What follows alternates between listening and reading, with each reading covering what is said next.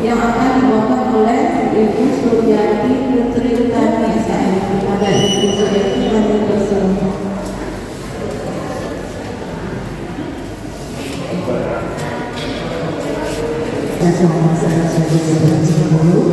Perkenalkan, saya Suryati Utami atau biasa dipanggil Putri. Saya salah satu staf dari Rumah Sakit Jiwa Khusus Provinsi Bengkulu.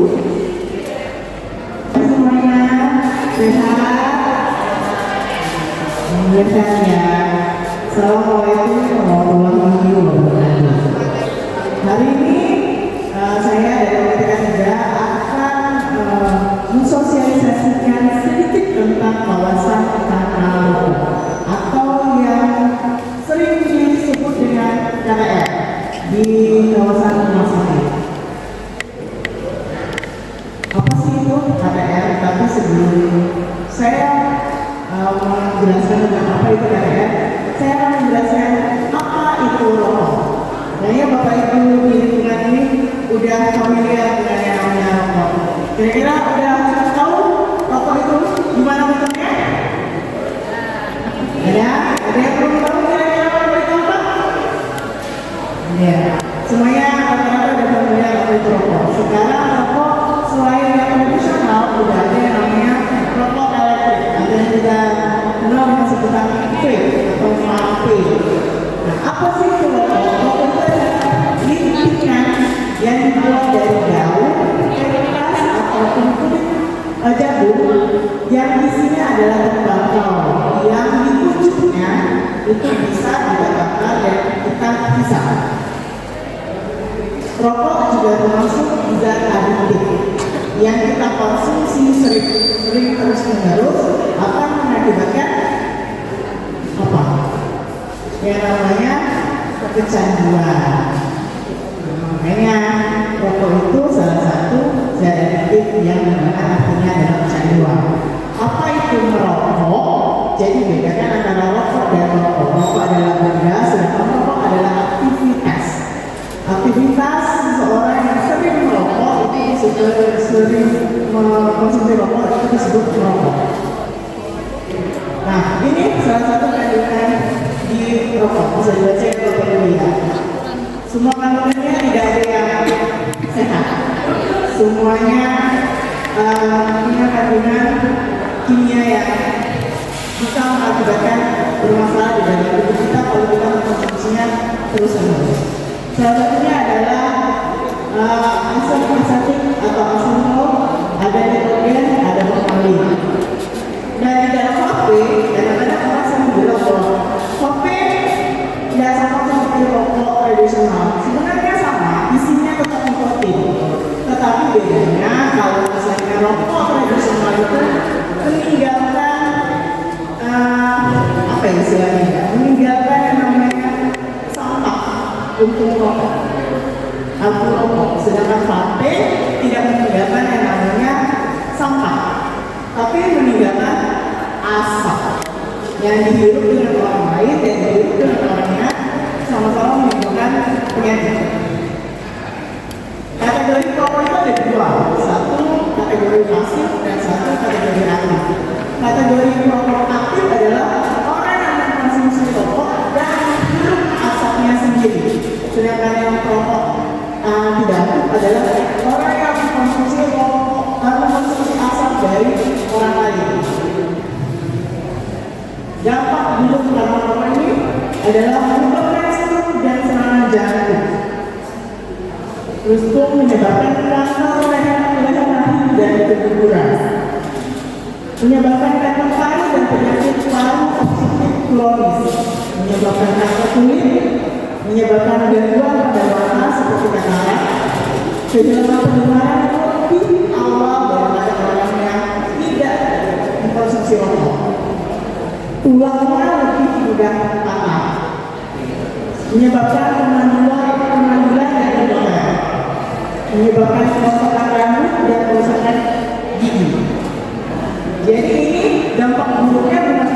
sebagai orang yang proaktif, jadi dapatnya juga untuk orang yang non aktif. Misalnya suaminya perokok, istrinya tidak merokok. Kalau sering-sering terpapar, apakah istrinya sehat? Nggak sehat dong istrinya. Istrinya lama-lama bisa sakit dengan yang gangguannya hampir sama dengan orang yang tidak terpapar perokok aktif di dalam rumah atau di kawasan lingkungan kerjanya. Nah, kita masuk ke ini. Apa itu KTR? KTR adalah kawasan tanpa rokok. Kawasan tanpa rokok itu adalah kawasan total tanpa asap rokok dan puntung rokok.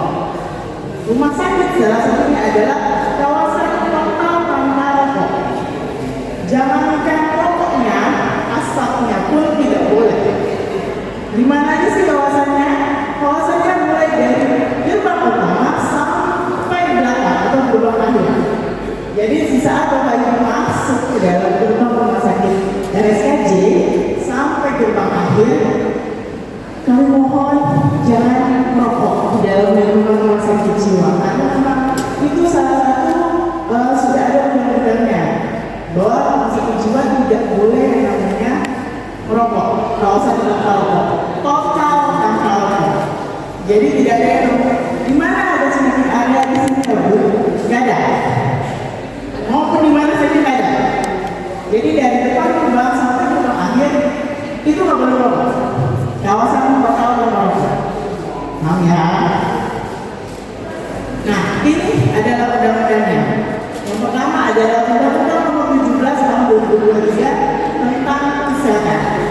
Yang kedua, Perda Peraturan Daerah Nomor 4 Tahun 2017 tentang kawasan tanpa rokok. Salah satunya adalah rumah sakit.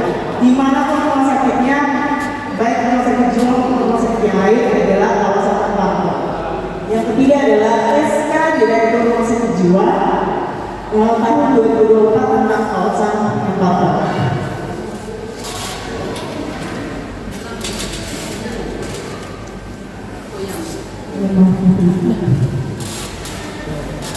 Nah, ini nih tipsnya untuk berhenti merokok. Yang pertama, tekad dari dalam diri. Bulatkan tekadnya supaya yang namanya niat, kalau semuanya kita awali dari niat, insya Allah berjalannya mulus ya Bapak Ibu. Yang kedua, berhenti merokok seketika. Berhenti itu tiba-tiba. Yang ketiga adalah kenali waktu dan situasi di mana Anda sering merokok. Jadi kalau misalnya kita, Bapak Ibu misalnya sering merokoknya malam-malam, jadi malam-malamnya dibiasakan jam merokok. Jadi misalnya malam-malamnya sering nonton atau misalnya membaca atau menonton, diisi dengan hal yang lain. Terus tunda waktu merokok Anda. Kalau misalnya ini waktu merokok nih, tidak ada yang menjadi lagi. Udah muncul 5 menit lagi, udah lagi dia 5 menit lagi, udah lagi sampai hari kita udah nggak mau merokok lagi. Terus berolahraga secara teratur. Jadi olahraga terus biar yang namanya tubuh kita tambah sehat. Mintalah dukungan keluarga dan kerabat. Minta dukungan dari istri, orang tua, anak ataupun siapapun. Belum dong, keluarga saya yang berhenti merokok, insya Allah bisa tuh. Yang ketujuh, konsultasi dengan dokter. Misalnya udah merokok aktif nih, berat, konsultasi dengan dokter. Gimana sih Bu, Pak, kalau misalnya saya yang berhenti merokok, insya Allah bisa. Nah, ini nih judulnya efisiensi berhenti merokok dari jam, hari, dan menit, jam, dan hari. Kalau misalnya kita berhenti merokok nih Bapak Ibu, dari 20 menit kita yang berhenti merokok, tekanan darah kita udah stabil, denyut nadi dan aliran darah itu juga membaik. Kalau kita berhentinya sudah 12 jam tidak merokok, nah hampir semua protein di dalam tubuh sudah dimetabolisme. Kadar NO2-nya dalam darah kembali normal. Kalau kita berhenti merokoknya 1-2 kali, nikotin mulai tereliminasi. Bukan hilang, tapi sudah mulai tereliminasi di dalam darah. Fungsi pengencang dan penciuman mulai membaik. Terus yang ketiga adalah sistem kardiovaskulernya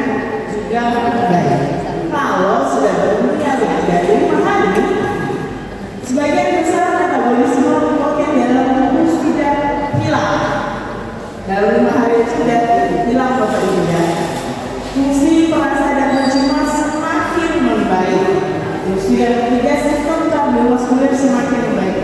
Kardiovaskuler adalah jantung. Jadi sistem jantung kita udah semakin meningkat.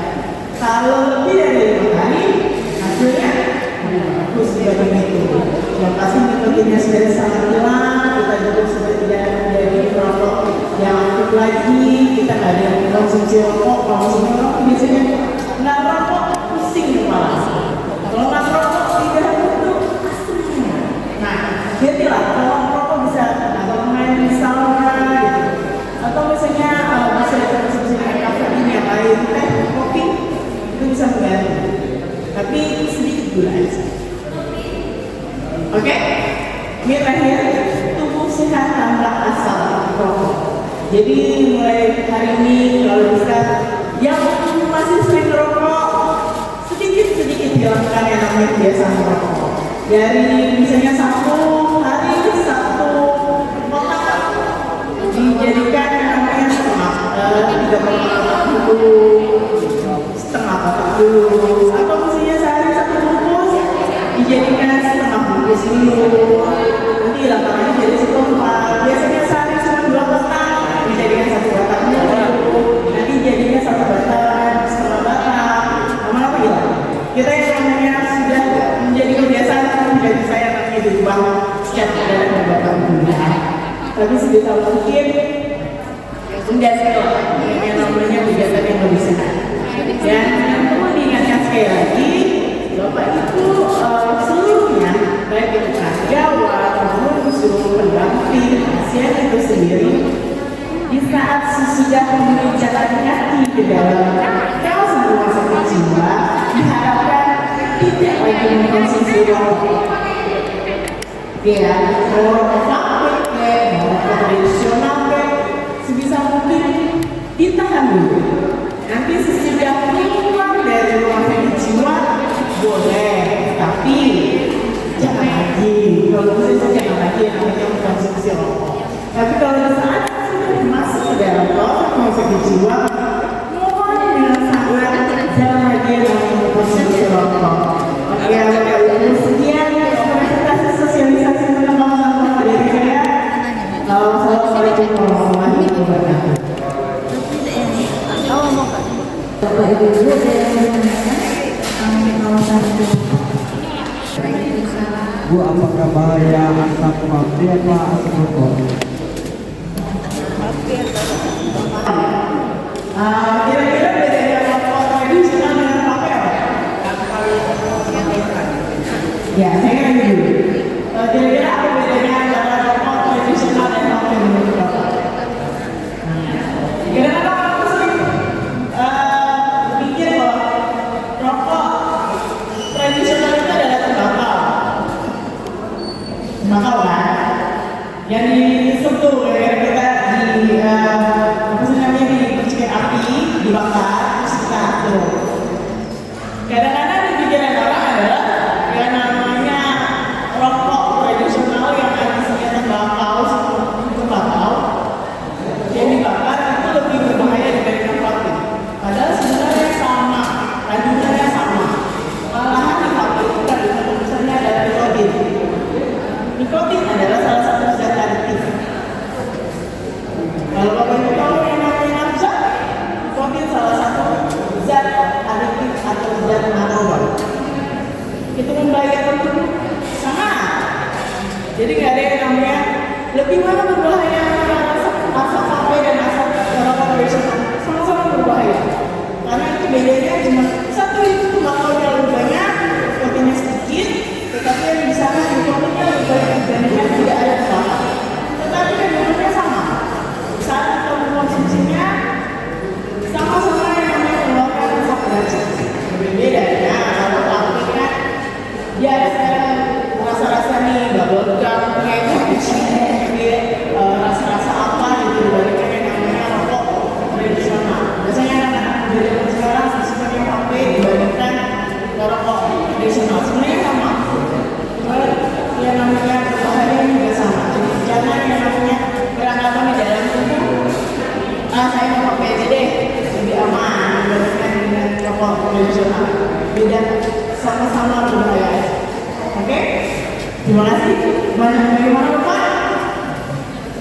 Ada pertanyaan lanjutan? Kalau tidak ada, kami tutup yang pada pagi hari ini. Oh ya,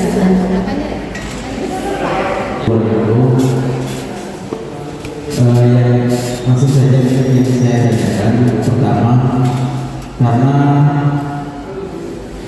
sepengetahuan saya mohon ini orang yang tidak perokok juga kadang-kadang pernah sakit dengan paru-paru ya.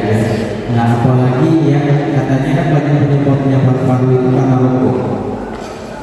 Nah pertanyaannya benar apa enggak gitu.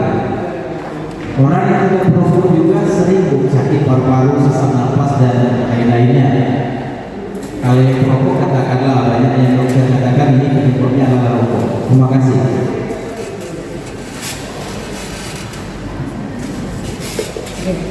Ini lebih pertanyaan medis sebenarnya ya. Bukan sebenarnya ranah saya juga hal-hal ini. Saya coba berbicara. Kenapa bukan orang perokok itu juga terkena namanya sakit paru-paru, dan orang yang perokok kebanyakan juga dapat penyakit paru-paru. Sebenarnya penyakit paru-paru itu sebenarnya namanya rokok sebagai pemicu.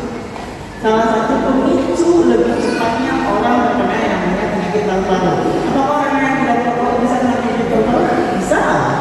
Salah satunya adalah perokok non-aktif yang sering terpapar yang namanya asap rokok dari orang lain, itu bisa memicu yang namanya gangguan pernapasan atau yang misalnya namanya bisa kena penyakit yang namanya penyakit paru, atau misalnya penyakit paru itu tidak selamanya dari asap rokok, bisa dari yang namanya karbon dioksida, seringnya namanya terpapar dengan yang namanya racun dari asap knalpot misalnya, atau misalnya dari sedimen yang lain.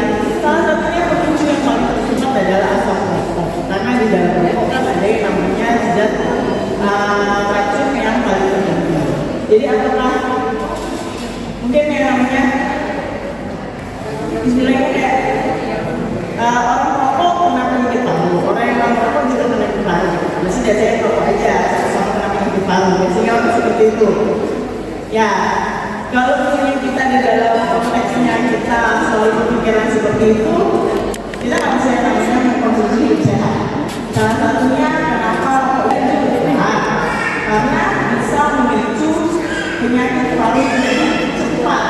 Misalnya, orang yang tidak merokok kena penyakit paru mungkin di umur 60 tahun. Orang yang sering merokok kira-kira kena penyakit parunya 30 tahun. Jadi 30 tahun lebih cepat. Istilahnya seperti itu. Apakah orang yang tidak pernah bisa menemukan? Bisa. Itu bisa. Itu namanya dengan medis. Kalau misalnya orang, jadi di situ tuh yang di dalam pikiran kita kok, ya kita harus rokok dan orang yang tidak rokok sama-sama penyakit paru. Ya sudah apa-apa. Kalau situ saya tidak rokok. Nah itu yang harus kita ubah pola pikir, bahwa yang namanya rokok itu bukan semena-mena kalau saya merokok sekali rokok tiba-tiba besok saya bakar. Enggak. Bisa yang namanya menumpuk. Dari yang biasanya kan kalau misalnya kita merokok pertama setengah batang dulu, enakan nih, misalnya sebatang, misalnya lagi 2 bulan lagi 2 batang, seterusnya. Kalau ketemu seperti itu memicu lebih cepat orang terkena penyakit paru.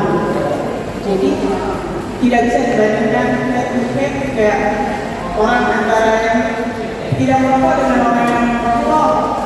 Kira-kira sama-sama penyakit paru ya, tapi bedanya dampaknya lebih cepat mana? Orang yang biasa merokok dan orang yang tidak biasa merokok. Bagaimana Bapak?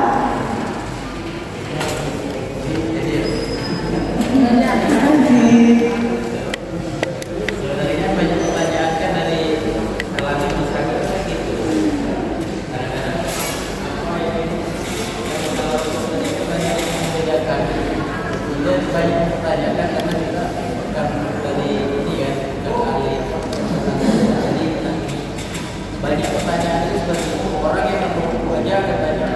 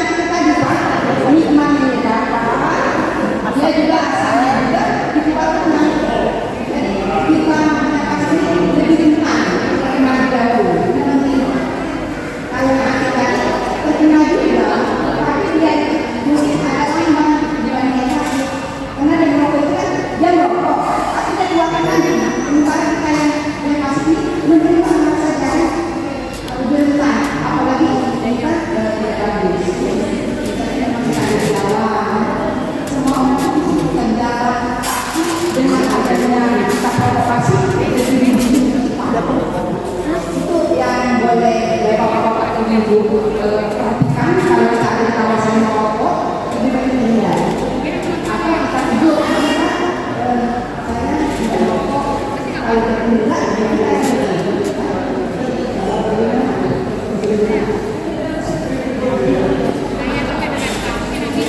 Baiklah, kalau tidak ada yang menanyakan lagi, kalau seperti ini tidak.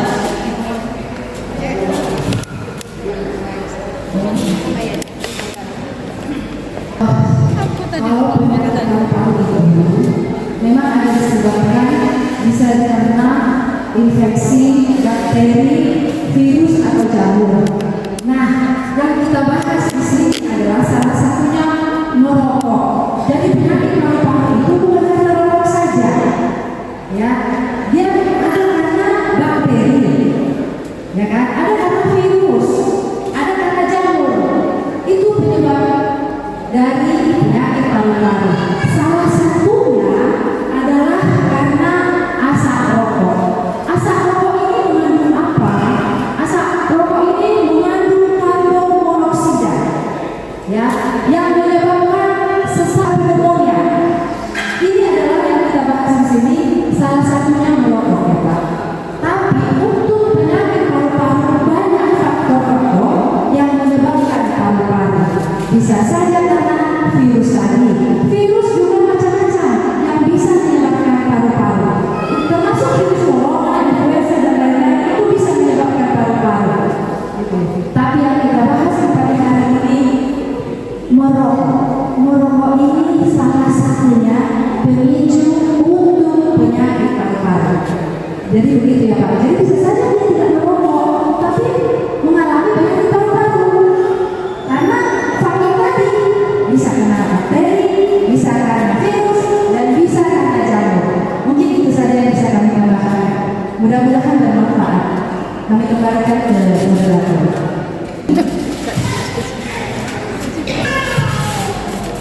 Assalamualaikum warahmatullahi